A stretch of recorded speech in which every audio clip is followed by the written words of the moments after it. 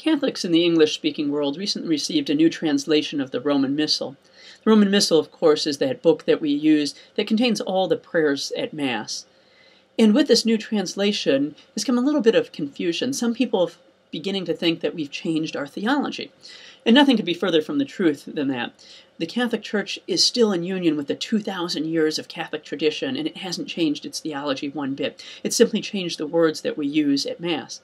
But one area that I've noticed of particular concern for many people happens to be an area that we call the pro multis. It happens at the consecration of the chalice. And the words pro multis mean for many. You might have noticed that now when the priest consecrates the chalice, rather than saying that Christ's blood has been shed for you and for all, he says it has been shed for you and for many.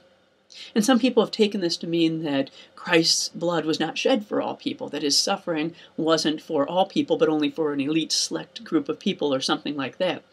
And nothing could be further from the truth. In fact, the Catechism of the Catholic Church affirms that Christ did indeed come for the salvation of all people and that his blood was shed for all people. Let me just read to you paragraph 605 from the Catechism of the Catholic Church because it helps to clarify this point. He affirms that he came to give his life as a ransom for many. This last term is not restrictive, but contrasts the whole of humanity with the unique person of the Redeemer who hands himself over to save us. The Church, following the apostles, teaches that Christ died for all men without exception. There is not, never has been, and never will be a single human being for whom Christ did not suffer. So I think that makes it very clear as to what's going on in that area there, that we're not saying that Christ came for an elite group of people. So you might ask the question, though, well, why use the words pro multis? Why use the words for many? Why not say for all, if that's what you mean? And that does sound very logical.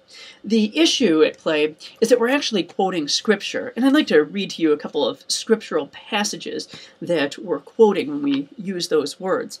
In the Gospel of Matthew, at the Last Supper, Matthew states, "Then he took a cup, gave thanks, and gave it to them, saying, 'Drink from it, all of you. For this is my blood of the covenant, which will be shed on behalf of many for the forgiveness of sins.'" So you have Jesus saying those words for many and not for all. And then again, in Mark's Gospel, we hear kind of the same thing. In Mark's Gospel, it says, "He said to them, 'This is my blood of the covenant, which will be shed for many.'" So what we're doing is we're not changing our theology, and we're not trying to make it sound like Christ only came for us Catholics or anything like that. We do affirm, certainly as the Catechism says, that Jesus' suffering, his blood was shed for all people, not just for some elite group of people or some restrictive group of people. But what we're doing is we're quoting Christ.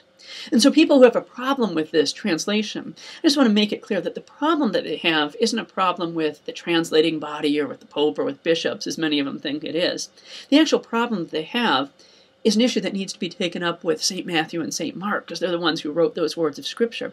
And if they're to be believed, then it needs to be taken up with Jesus Christ himself, because those are the words that he spoke. So what the Church is doing when it's using those words is it's not trying to be restrictive, it's not trying to be elitist or anything like that, or tell a certain group of people that they're not saved or that Christ didn't come for them. What the Church is doing is she's quoting Jesus Christ himself. And what could be more appropriate for a Mass than to quote Jesus himself?